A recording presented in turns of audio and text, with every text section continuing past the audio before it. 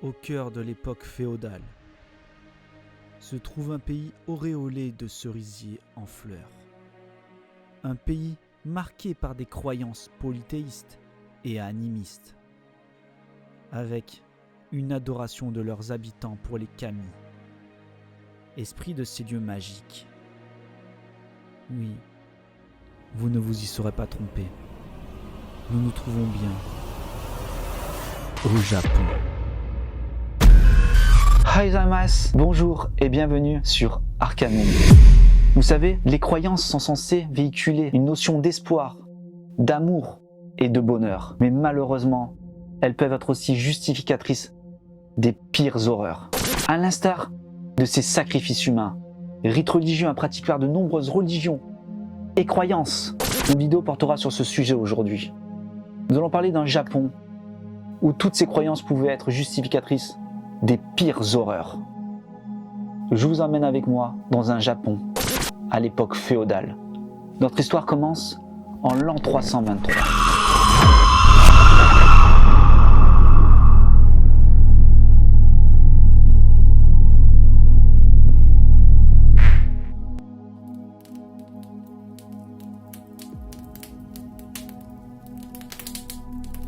En 323, les rivières Kitawaka et Mamuta débordent, entraînant des inondations importantes et de nombreux drames humains, anéantissant les récoltes, sources de revenus, nourriture pour la population. Les constructions de digues pour enrayer ce phénomène commencent alors, mais prennent un certain temps au vu du manque de moyens techniques de l'époque. Les Japonais prient alors les kami, esprits pouvant causer chaos et destruction s'ils se sentent méprisés. Les kami doivent être apaisés si on veut gagner leur faveur et éviter leur courroux. Dans ce contexte, une nuit, l'empereur a alors une révélation divine concernant l'existence de deux Japonais vivant chacun dans des provinces différentes. Leur sacrifice est alors envisagé pour apaiser les kami, afin de permettre de résoudre une construction complexe nécessaire pour le bien-être de l'ensemble des habitants. Kowakubi, un des jeunes japonais, a ensuite été jeté dans le torrent de Kitakawa et une prière offerte à la divinité de la rivière. Cela aurait ainsi permis de finir les travaux, permettant à l'autre personne, visée par le rêve révélateur, d'échapper au sacrifice. En effet, Koromonoko, après avoir sorti deux gourdes et les avoir jetées dans le torrent, s'adressa à la divinité du fleuve. « Je suis venu ici pour te sacrifier ma vie.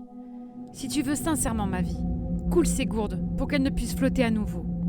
Mais si tu ne peux pas les couler, tu n'es pas la vraie divinité, et ce serait en vain pour moi de jeter loin de ma vie. » À ce moment-là, un vent tourbillonnant soufflait, comme s'il essayait de submerger les gourdes. Mais dansant sur les vagues, elles n'ont pas coulé et s'est envolée.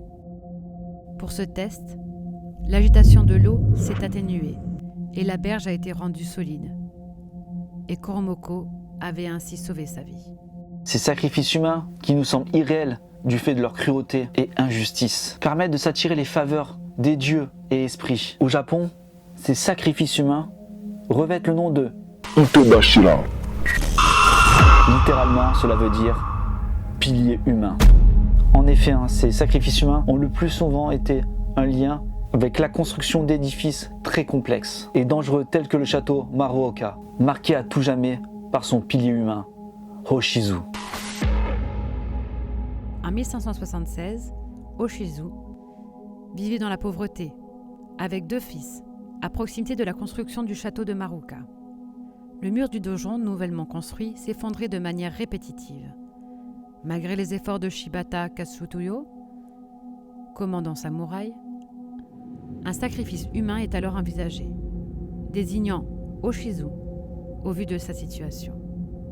Cette dernière accepta, afin d'améliorer la condition de vie de ses enfants, en faisant promettre au commandant d'en élever un des deux au rang de samouraï.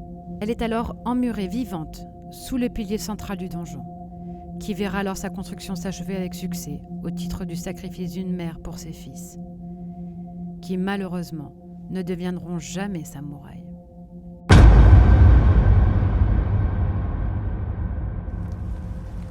Katsutoyo ne tenant pas sa promesse, suite à son affectation dans une autre province.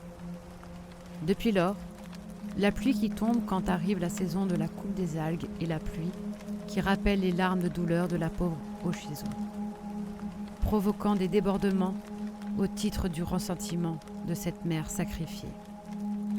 Comble de l'ironie, un cénotaphe a depuis été érigé pour calmer le courroux, non pas du kami, du château, mais celle qui fut sacrifiée en son nom.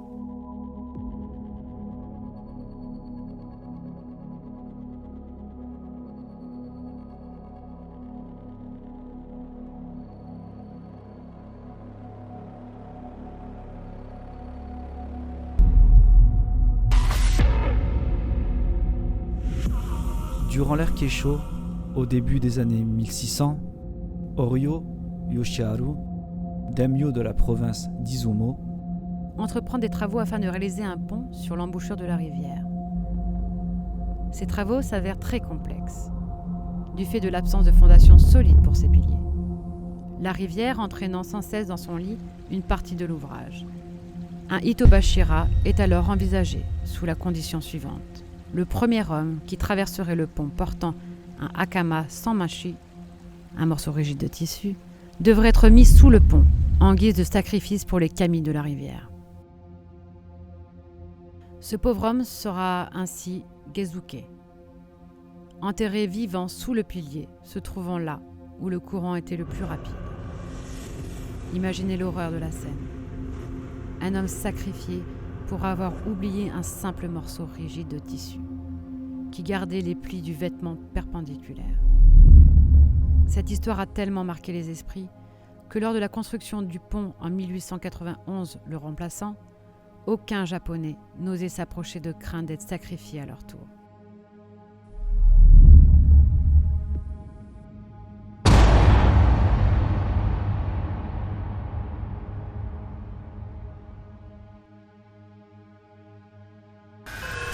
Dans le Japon historique, les sacrifices humains, emmurés vivants dans les vieux ouvrages et bâtiments, sont très nombreux.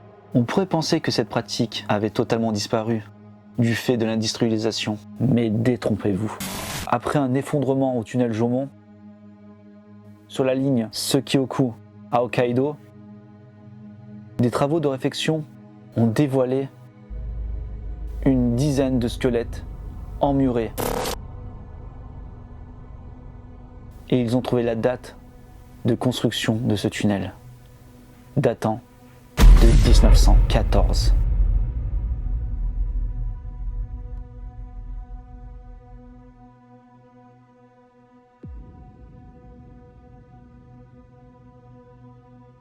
Tradition, mythe ou hérésie, les sacrifices humains ont toujours existé dans toutes les cultures, jusqu'à peu, pour apaiser les dieux et la société.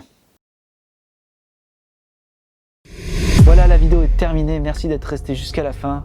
Si la vidéo vous a plu, n'hésitez pas à mettre le petit pouce bleu des vainqueurs, s'il vous plaît. N'oubliez pas de vous abonner, de partager, vous connaissez le mot de la fin.